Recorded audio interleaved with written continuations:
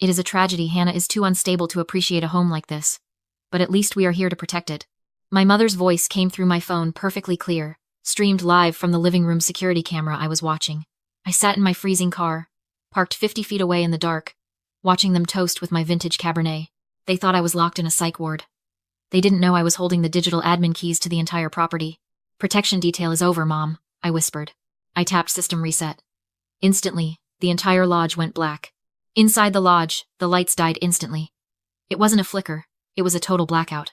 The warm, inviting glow of the chandelier vanished, plunging the great room into gray shadows. On my phone screen, the live feed from the bookshelf camera switched to infrared mode. I saw my father, Josiah, stand up, knocking his wine glass over. The dark liquid spread across the table like ink, but nobody moved to clean it up. They were too busy staring at their phones. My sister Ashley is an influencer. She lives her entire life on a screen, but she never bothered to change the default recovery email on the smart home hub. It took one click to reclaim it. I didn't just kill the connection. I reset the router to a hidden network I bad configured days ago. Inside, their screens went dead. No signal. No internet. But here in my car, my dashboard remained perfectly lit, streaming every second of their panic in high definition. I dragged my thumb across the second command. Security lockdown. Even through the thick glass, I imagined the heavy mechanical thud of the deadbolts sliding home. Front door, back door, garage entry, locked. Then, the climate control. I scrolled the digital wheel down. 70 degrees. 60. 50. Outside, the aspen wind was howling at 10 below zero. Inside, the furnace hummed once and shut down. The silence in that house must have been deafening. Watching my mother, Catherine, wrap her cashmere shawl tighter around her shoulders, brought the memory back so hard I could taste the bile. It was last Christmas. I had walked into the mudroom quietly, shaking snow off my boots, when I heard her voice drifting from the kitchen. She was holding court with Aunt Martha, speaking in that hushed, tragic tone she perfected years ago. "We have to keep the deed in our name, Martha," she had said. "Hannah is fragile. You know how she gets. If we let her control an asset like this, she would sell it for drugs in a week. We are doing this to protect her from herself." I had stood there, frozen, my hand on the doorknob. Drugs. I have never touched a drug in my life. I have a federal clearance for my job. I spend my days auditing complex insurance fraud, but the truth didn't matter to them. They needed a story. They needed a villain so they could play the heroes. They murdered my reputation to justify stealing my property. They turned me into a junky ghost story, just so they could feel righteous about living in my lake house. That memory burned hotter than the heater I had just killed. On the screen, I saw Ashley holding her phone up to the window, desperately trying to find a bar of service. It was useless. The lodge was built with thick stone and reinforced glass. Without the Wi-Fi bridge, it was a Faraday cage. They were trapped in the dark, in the cold, with no audience left to perform for. I adjusted my seat warmer and took a sip of coffee. They wanted to protect the house from me? Fine. Now they were locked inside it. And I was just getting started. Inside the lodge, the panic was starting to find a rhythm. I watched on the infrared feed as my father, Josiah, slammed his hand against the wall panel for the thermostat. Nothing happened. My sister, Ashley, was holding her phone high in the air, walking in circles like she was trying to catch a satellite signal with a butterfly net. They looked confused, annoyed, maybe a little scared, but they didn't look guilty. Not yet. They made a critical error when they targeted me. They forgot what I do for a living. I am a senior fraud investigator. I don't just look at spreadsheets, I look at behavior. I track the microscopic tremors in a financial timeline that scream theft. When I finally turned that lens on my own life, the picture was crystal clear. I opened the file on my passenger seat just to remind myself. It was heavy. $45,000 in credit card debt. Opened in my name. Signed with a forgery, so lazy it was insulting. That was Josiah. He needed bridge loans for businesses that never existed. Then there were the withdrawals. $12,000. Every single month. Siphoned from the trust my grandmother left me. My mother, Catherine, labeled them management fees. She was managing my money right into her closet. For years, I let it happen. I told myself it was normal to help family. I told myself I was being generous. But I wasn't being generous. I was being slowly boiled alive. People always ask, "Why didn't you leave sooner?" It is the frog in the boiling water. You don't notice the heat rising until your skin is already peeling. For me, the water boiled 2 years ago. I was driving home in the rain, exhausted from a double shift. I hydroplaned. The car flipped. I woke up in the emergency room with a concussion, and a shattered collarbone. The pain was blinding, white and sharp, but the conversation with the billing nurse hurt worse. "I am sorry, Hannah," she had said, looking at her clipboard. "Your health insurance was canceled last month for non-payment." I lay there, strapped to a board, trying to process it. I sent my parents the premium money every month. I had never missed a transfer. It wasn't until weeks later that I found the bank trail. They had diverted the insurance money to a dealership deposit. Ashley wanted a new Range Rover for her brand image, and my safety was the down payment. But that wasn't the moment I broke. The moment I broke was 10 minutes later in that hospital bed. My phone buzzed on the plastic tray table. I reached for it, my vision swimming, expecting a message from my mother asking if I was alive. It was a text from Josiah. "What is the code for the wall safe again?" The battery died. "No, are you okay?" "No, we are coming. Just a demand for access." I stared at those gray bubbles on the screen until the tears stopped coming. I realized then that I wasn't their daughter. I was a resource. I was a host, and they were the parasites, and they would feed until there was nothing left of me but a husk. I looked up from the file in my lap. On the screen, Josiah was pacing.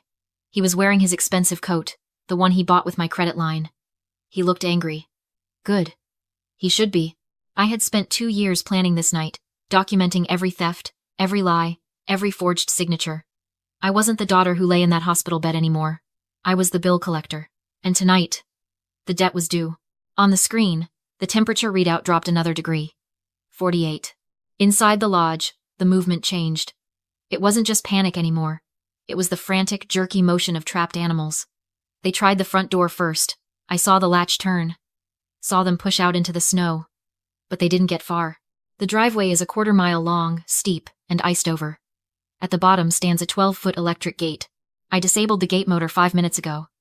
They were sealed in. Josiah stomped back into the living room, snow clinging to his Italian loafers. He was shouting. I couldn't hear the words, but I knew the cadence. It was the same way he shouted at waiters, at valets, at me. The shout of a man who believes the world exists to serve him and is currently malfunctioning. He pointed at the thermostat. He pointed at the router.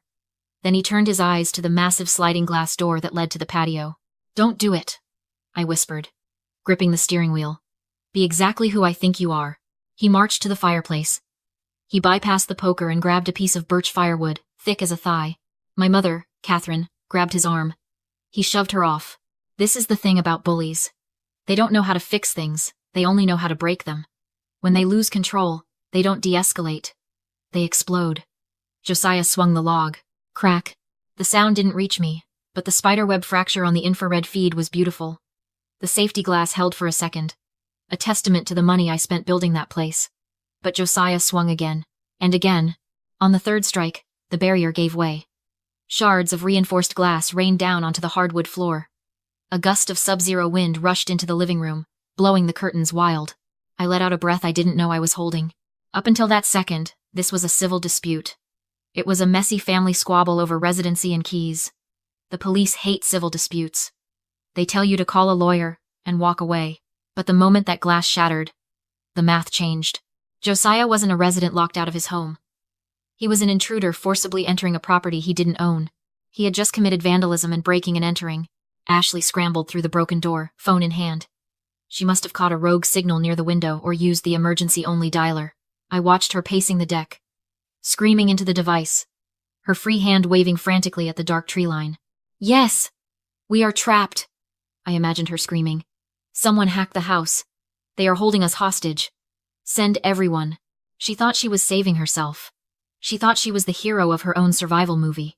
She had no idea she was the star witness for the prosecution. She was inviting the police right into the trap I had set.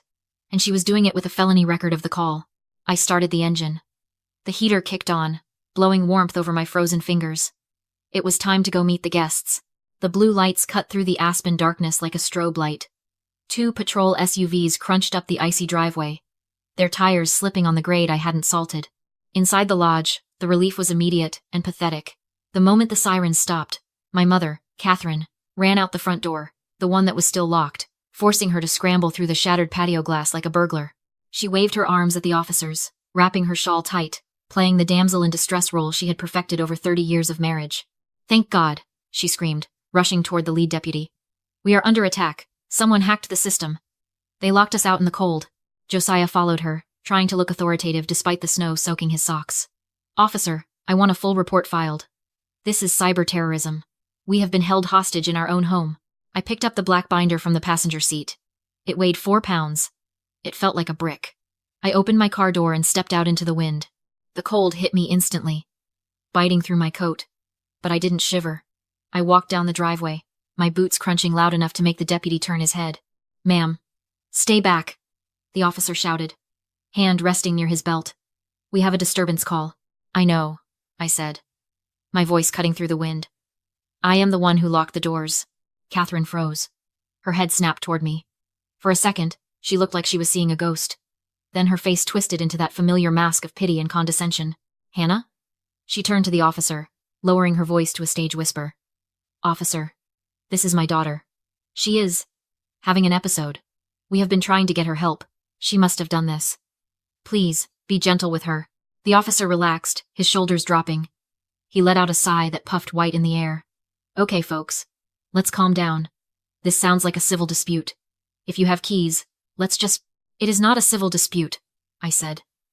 I didn't yell. I didn't plead. I walked right past my mother and handed the binder to the officer. He frowned, looking down at the first page. It was a certified, notarized copy of the warranty deed. My name is Hannah Cross, I said. I am the sole owner of this property. These people are not tenants. They are not guests. I revoked their access 3 hours ago. The officer flipped the page. He saw the time-stamped log of the admin reset.